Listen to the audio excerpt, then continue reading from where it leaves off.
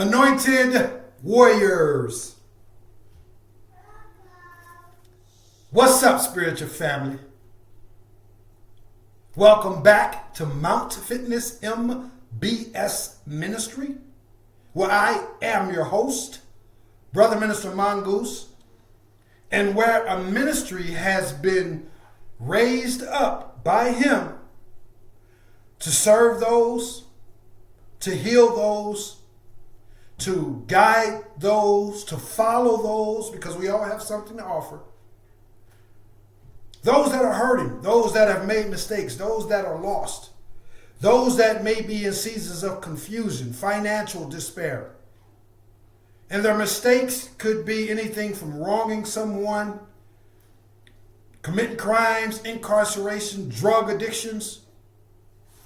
These are the people that this person that we refer to as Christ came for in the first place. Now, if you're not familiar with my testimony, it's posted on the majority of all of the most recent videos. Be encouraged by that. And let it also remind you of your own testimony. You know, the good book promises that we overcome evil by the blood of the Lamb and by the words of our testimony. Don't run from your testimony. Don't run from acknowledging it within yourself. Hey, you made some mistakes. People wronged you. They crossed you out. Maybe you feel embarrassed or ashamed by that, either publicly or internally. But that was a part of your journey. Embrace that, learn from it, grow from it, and share that. Some of you guys have had doctors report, the doctors told you you never walk again. They told you that your company would never bounce back, whether it was from COVID, poor monetary investments, poor spending, whatever. But yet here you stand. You know your testimony. You've gone through these rigors. And your testimony, along with the blood of this person that we most commonly refer to as Christ, is the very tool, the very instruments and very tools that has been given you by this thing that we call God for you to achieve victory. So walk into that. Walk into that with boldness, with confidence, with a humble yet an unapologetic energy and aura, you see. Now, this is a chapter 4, as you know, in an ongoing series titled How to Destroy Demons. If you haven't watched the previous 3 chapters, please do so. There's going to be an additional chapter after that, but I do want to take the time to go over what we've discussed thus far. Because all of the things that we've discussed thus far are prerequisites. And if you'd like some information, some more insight, if you'd like some assistance with developing your very own personalized routine of strategies and tactics based on your own individual beliefs, what it is that you're challenged with, what it is that you're hoping and praying for, then go ahead, click on the link down in the description for the website and schedule either a one-on-one or small group. Some of you guys have family members. I do provide one-on-one and small group consultations to go over all of the things that I just mentioned in an effort to help you come up with a game plan that's personalized and unique to you and what's best for you in order to achieve the things that we talked about in the previous 3 chapters. Now, let's go over them just real quick. And then, God willing, we'll get this this particular subject matter completed, and then we'll move on to the next by the will and the grace of God. So one of the things we've talked about in the previous chapter is knowing the difference between defeating and destroying demons. That's what this message, that's what this information is about. And I'm prayerfully faithful and confident that the aforementioned videos have been serving you in a very fruitful and in a very beneficial way. Because there is a difference between defeating an enemy and destroying an enemy. We talked about that. If you defeat an enemy, he can retreat, he can resupply, he can ask for reinforcements, he can come back and try again. But when you destroy him, when you literally obliterate him, then there's no coming back for him. It's a wrap. Doesn't mean other enemies may not step up and seek to challenge you, but that particular enemy, whether it's an individual, a group of people, no matter where they are, no matter what area in your life it may exist in, you have the power and the authority to totally destroy that enemy and kick back like the true champion, the true warrior that you are in him, and say, okay, if someone else wants to challenge or your God-given authority, then step up to the plate. You'll knock them off and destroy them just as well. You understand? So we talked about the difference in destroying our enemies, these demons. We talked about demons. We gave an identification of the demons. This could be just a spirit. Sometimes there's cursed places. We know that. Cursed items. There's cursed people. We know that. And if you'd like some more information on that, if you don't already know that, then again, reach out to this ministry. I'd be blessed to be able to provide you with some assistance and some additional information and insight into those truths. This dark and evil demonic spirit can take on the form of a human being. It can be associated and attached to objects. It can be associated and attached and lurking in certain environments, whether it's a certain park, a certain office space, churches, temples, mosques,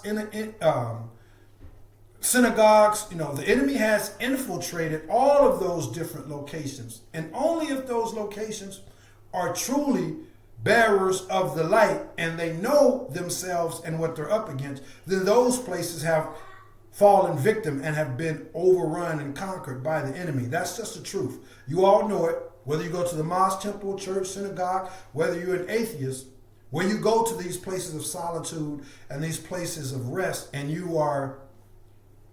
it's unavoidable for you to recognize the evil spirit that's dwelling in that location, that's dwelling in those people that may be there professing to be followers of this thing that we call God.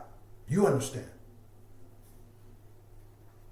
We talked about also, guys, taking a holistic approach, not just to this particular subject matter, but to life, to health and wellness, and the entirety of the walk that he has set before you. We talked about how having a holistic approach to these things, a holistic approach, which to say you honor, you acknowledge every single aspect of you that he has given you. He did not just give you a mind, he did not just give you a body, and he did not just give you a spirit. He gave you all three of these things. These things are, as this ministry says, these things are merged, balanced, and come together and present the you that you see in the mirror. It's your mind, your body, and your spirit that's operating collectively when it comes to you seeing yourself in the mirror and walking this plane that we call reality. And doing something each and every day, regardless of how long or how small it is, doing something that acknowledges that. It acknowledges him. It says thank you to him. When you take time out to strengthen, nourish, to recenter, to revitalize your mind, your body, and your spirit every single day. Again, doesn't matter how big or how small. But he gave you them for a reason. And if you're sharp intellectually, but you're neglecting your body, your temple, that's not why he gave you a temple. And if you're sharp and on point spiritually, but you're neglecting wisdom and intellect and those things, that's not why he gave you a mind. And so forth and so on. So we talked about that. We also talked about, guys, knowing yourself. Knowing yourself, because in the midst of all these trials and tribulations, in the midst of all the various roads that we travel on the path to our awakening, this road consists of mistakes, wronging people, being wronged by people, having false beliefs, bad intentions, could entail things like incarceration, drug abuse, lust, all kinds of things. It's all a part of your awakening. And in the midst of that, having traveled so many various roads, it's easy for one to lose sight or to not become totally aware of who they are, because they're focused on their mistakes. They're focused on the people that wronged them. They're focused on their economy. They're focused on being a racist, being a thug, whatever the case may be. And they lose sight of the fact that they, in spite of those things, once they become aware that there's a better way and they start taking steps to live that better way and to walk that straight and narrow path, then they also should simultaneously becoming aware of their own God-given power as a child of God, as an anointed warrior. And if you notice, guys, I've kind of changed the title just a little bit of the videos. It's no longer Anointed Warriors, it's the Anointed Warrior. And that's me, and I believe that's you as well. And we all need to know various truths, whether it's collective truths, as far as things that's going on in current affairs, world government, things of that nature, or if it's whether or not our own truths that are specific to our own individual walk. If we are the anointed warriors, then we need to be aware of all of the different things. Wisdom is the key. The good book says, study to prove yourself worthy. So we got to be aware of all these different truths. And a part of us being aware of these individual truths is knowing our God-given power and our God-given authority and our God-given assignment to destroy demons. We talked about if your eyes are open and you see the madness, you sense the spiritual retardation that has engulfed the overwhelming majority of this planet, whether it's friends, family, strangers, people that were good pastors, imams, whatever, people that were integrous people, and you've watched them succumb to the madness. But you refuse to partake in the ignorance. You refuse to partake in the narcissistic culture. You refuse to become a disciple of darkness. You refuse to surrender your soul. Then that in and of itself means that you're saved already. You're not trying to get the victory. You just need to walk it out, not from a standpoint that you're trying to get the victory, but a standpoint that says, regardless of those things, you already have the victory, whether it looks like it, feels like it or not. And you walk in that victory knowing that because you haven't surrendered your soul, you have been saved and anointed to destroy demons, the enemy, the corrupt world government, etc., etc. It's not just for you to know these things and then go hunker down in a corner and survive. Survive is a passive state.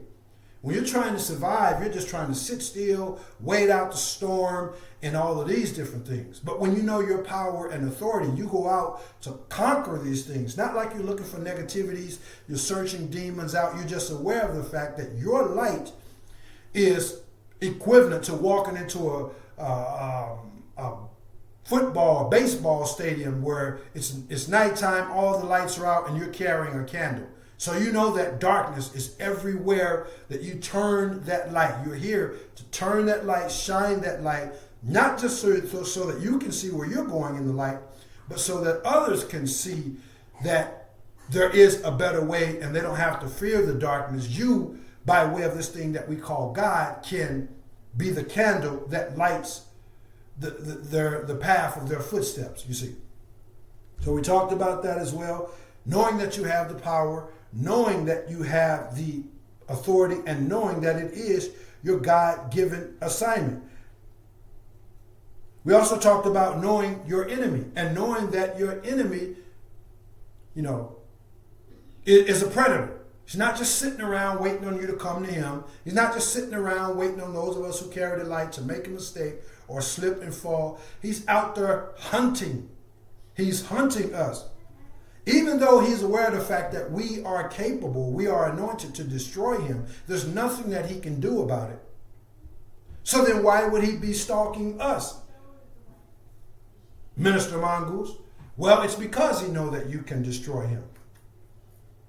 It's because, imagine going into a crazy house or out on the safari, or on a safari or whatever, and you see these lions or these crazy people, and the way that they survive is by conquering the weak, conquering those who don't know, deceiving those, and enveloping them and consuming them for their nourishment.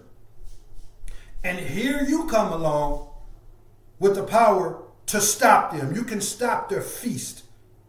You're sent there to stop their feast on continuing to drag others over the edge and victimize others. So when they see you, what do you think they're going to do? They're not going to get up and stop feasting.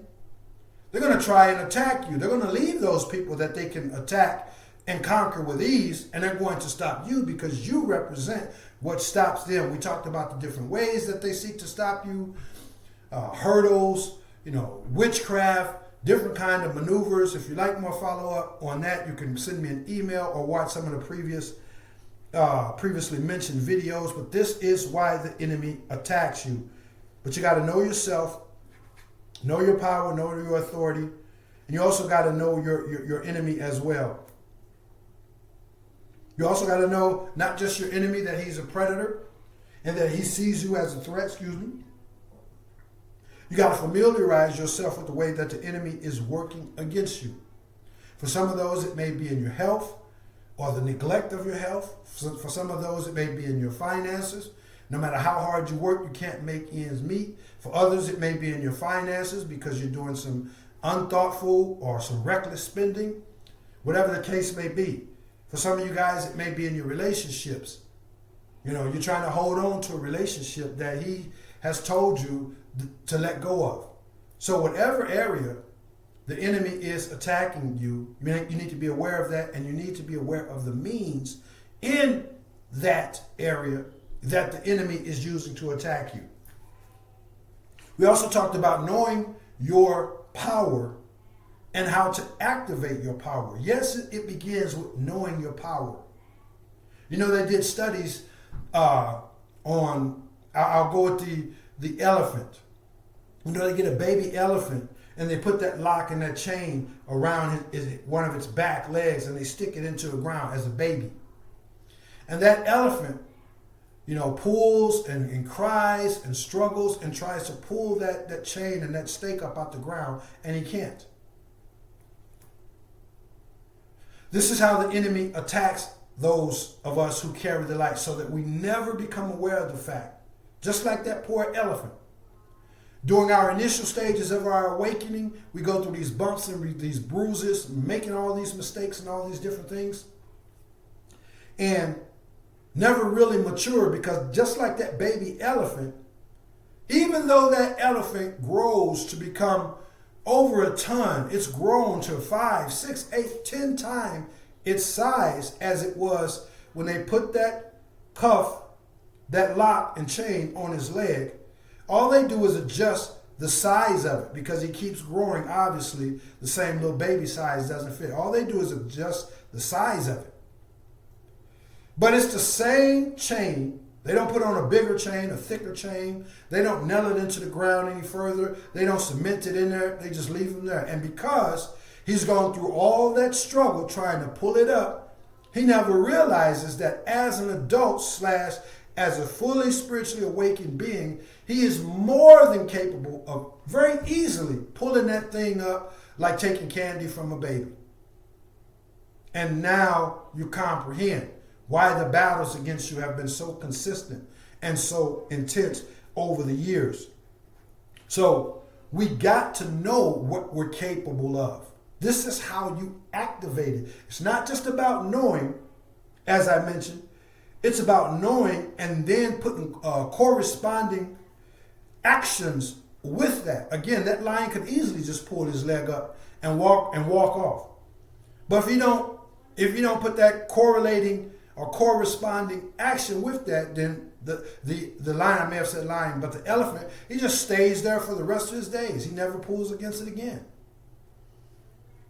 So it means putting correlating or corresponding actions with what it is you know, speaking firmly, standing firmly, pursuing the path that you know he has placed in your heart to pursue. Your faith has to be activated.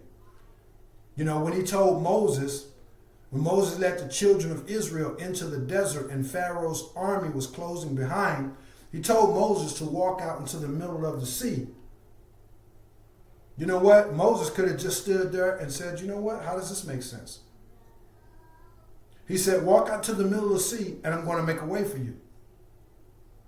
He had to act. He knew that God wouldn't let him down. He knew that God had promised him that he would deliver the people. He knew that he wasn't going to deliver those people into an ending where Pharaoh would come and kill them all. But he could have sat there and not acted, but he had to act. So he began to walk out into the Red Sea, and the waters got to his ankle, and then to his knees, and then up to his thigh.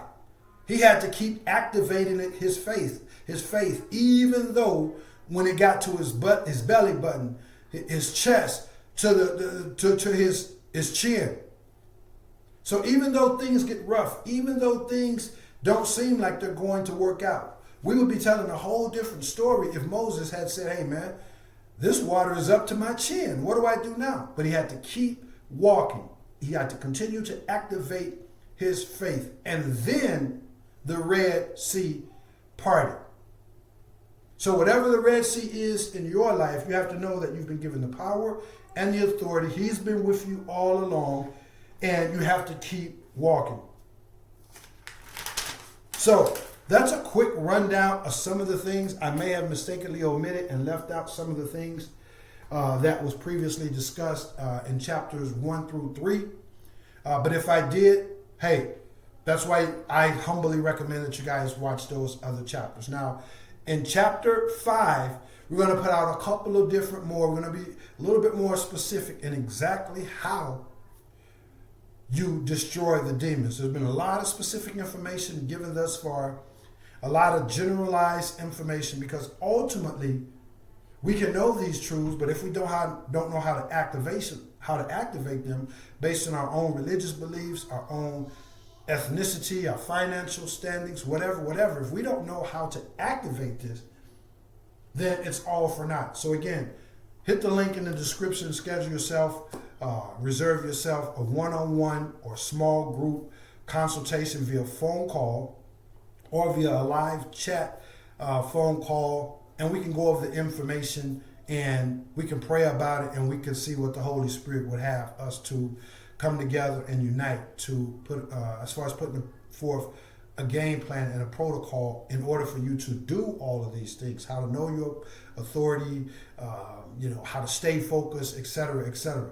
So I'm going to leave a link with the email down in the description. Please know that this ministry is not based on religion. It's based on a holistic approach to life, to health and wellness, and to walking the race or running the race that he has set before us. These beliefs are actually merged, balanced, and synthesized and presented in real world services to actually help you become stronger and more consistently recentered, renourished, and revitalized in your mind, your body, and your spirit. The services consist of philosophical counseling for the mind, ISSA certified fitness training for the body, and clean-hearted spiritual teachings and practices for the spirit and for the soul. For more information about the uniqueness of this ministry, again, that link will be down in the description with the email. I also evangelize throughout the entire United States, which is to say I go spreading these messages throughout the entire United States. So maybe that's something you're interested in, getting an idea of what the protocol consists of in order for us to move forward with that, if you so please, if the Holy Spirit moves you to do so. And that's what I'm going to do. Look, I humbly request that you guys give back to this ministry if this ministry is helping you. Be sure to hit the subscribe button if you aren't already subscribed. Hit the share button and the like button. Hit them both, please. That way you give back to this ministry. You help this ministry. And when you hit that share button, you personally help others by taking a fruitful message and paying it forward.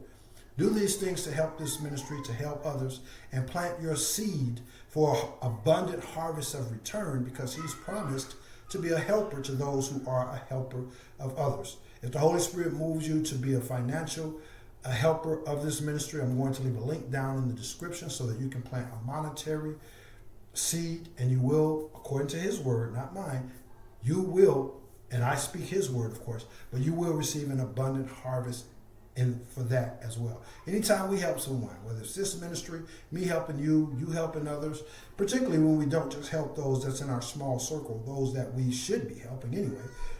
Pardon me. Anytime we help others, man, we plant seeds, and he's promised that when we help others, if and when we find ourselves in a place of need, he will ensure that there's someone to help us as well. That's what I got for you guys. But I would be remiss if I didn't request that you please visit the physical fitness branch of the ministry located at mountfitnessmbs.com to get a little bit of information when it comes to my experience and my expertise in the field of physical fitness, diet, nutrition, and all of that good stuff. Again, that's mountfitnessmbs.com. Look for the email address if you have questions. Look for the Cash App. Both of these will be down in the description if you'd like to make a monetary donation. And as always, I encourage you guys to be smart, be sharp, be strong, and be safe. Be happy, be healthy, be humble, and always be courageous, because you already know this is not a walk for the weak of heart, nor is it a walk for those who cannot endure. The one thing we're all going to have in common when we get to heaven is that we all were overcomers. We all had to overcome.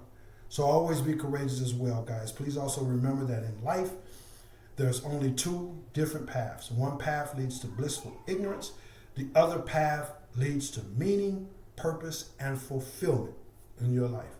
The selection between those two paths for your life, the choice is in your hands. So please, choose wise. That's what I got for you guys. I love you all. Look for chapter 5. We'll seek to close up this teaching. Again, I'm prayerfully